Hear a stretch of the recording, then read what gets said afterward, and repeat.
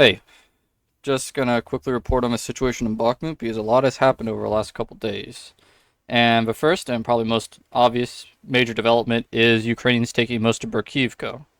I heard this happen.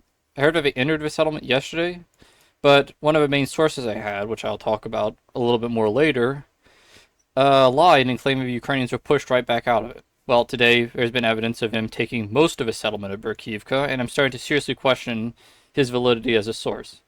The other thing is Ukrainians have pushed the Russians about a kilometer back from the north here and basically pushed them entirely away from Orikova Vasilivka. And there are developments near Zalizniansk, and rumors are that the Ukrainians have advanced further behind the city, like this, and are threatening the flanks of the town, which could be a major development because then, if they take Zalizniansk, then they could very easily advance towards here, towards Blahodatne, and take the high ground overlooking this whole area.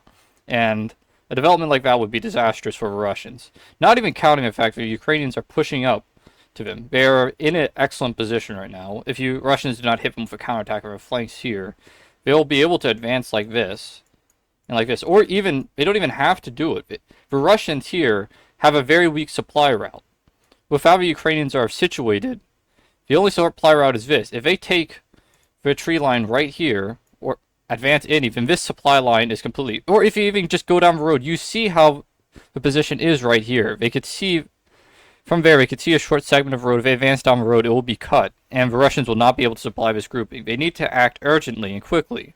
And that's what I thought they did yesterday when my source claimed that Berkivka was counterattacked. And I'm not pro-Russian or anything, but I don't like it whenever a source just blatantly lies about what's happened. And then there's a situation in the south. The Ukrainians have advanced back into Bakhmut, into this southwestern part of the city. I don't know if they've advanced this far, but at the very least they've advanced to this position here, and from what I've heard, they've entered and advanced further into the Ivanovsky force, somewhat like this. And this serves two purposes. I don't know how far they are down here. This serves two purposes. First of all, it gives them a clear view of a supply here into Pitny, basically the supply route into the south of Bakhmut, and here into the supply route south of Klashivka. And the supplies inside Klashivka has already been disastrous for the Russians. I've heard reports from intercepted phone calls from people in Klashivka that they have not received new ammunition or food for they have no food for 2 days, and they haven't received any new ammunition for another 2 days. They're in a really desperate situation there. And from what I've heard, the Ukrainians have crossed the canal in this area right here, meaning that they could advance and put the city into a town, into a pincer, and potentially cut it off. And the thing is, Klashivka, on the heights right here, there's a major fortification. And if they aren't able to keep it supplied, this fortification may be given up without even a major fight. And that's what it's looking like right now. They're running desperately low on supplies. They're getting hammered with artillery. And the Ukrainians gave them an ultimatum yesterday. Leave Klashivka, or you will be annihilated by artillery. They ignored it. So they got blown the crap out of, and intercepted phone calls showed the Russians panicking about the situation, about the volume of artillery. And this morning, I've heard that they gave them a second ultimatum, the same as the last one. And from what I've heard, they are not leaving, but the situation in terms of logistics is so severe in the area that they'll either be forced to leave or they'll just have their flanks taken by the Ukrainians and be annihilated. And this kind of leads to, this leads to a whole situation that the title of this video, Why Bakhmut May Fall in the Coming Days. The Russian supplies into Bakhmut are extremely tenuous because this river right here, the Bakhmutovka River. The reason why this is very relevant is the only intact major bridge has been blown up over the Bakhmutovka River. They have this, but this is not suitable to transport supplies over. The only way that the Russians can reliably get supplies into the city is through the north in Yahidne or through the south in Apitny.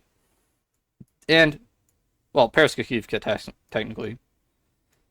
And if the Ukrainians advance, let's say, like this to Klashivka, the heights on a Klashivka allow them to interdict the supply line to the south of the city. It will be very hard for Russians to defend it and supply the city, meaning that this whole area in here will become very vulnerable. And at the same time, the Ukrainians are advancing to the north here, And if they advance to here, which you see their position here, if they could basically cut off supply to the north of the city, or at least make it extremely difficult, especially considering this bridge was blown up by the Russians earlier in the year. The supply situation will become extremely tenuous in here. The Ukrainians wouldn't even have to push into the city, they wouldn't have to push around it. All they have to do is push to the Bakhmutovka River, right here, and then most of the Russians will be cut off from supply in the city. And then they'll have to construct pontoon bridges and all that other stuff, and it will be very difficult. I repeat again, difficult to supply this area. Will they retreat from the city? Probably not, but it'll be a situation similar to what's going on in Klishivka right now, where the supply lines will become so strained that it'll be impossible for them to hold on to the city. And that's not even counting this. If they take well, do they have to take Pereskiivka? If they want to be very thorough, because Russians are going to be stubborn in holding on to this city. So, if they want to completely choke it off, they capture Opitny and Ivanhrad, or any of Andriivka, or any of the settlements down here. Or they take Pereskiivka, Blahodatne, not even Krasnohor, because that's on a lowland, it's just a buffer settlement. This will basically give them a clear view of a supply line into the city. They could see the Russians do all their stuff along this road from those positions. And then they'll be the only route here, and this is blown up, so they have to set a pontoon bridge and all that, and who's to say the Ukrainians won't just blow it up. Yeah, so on to the last thing. Suriyak Maps. Yeah. Originally, during the Battle of Bakhmut and a lot of the winter offensive, they were a fairly reliable source. But then whenever Russia took Bakhmut, he had a whole rant he did on Twitter, and it showed just how unhinged he was, and then he took a break for a while. And now he's come back again. And all I've seen since he's come back is pro-Russian cope. Okay?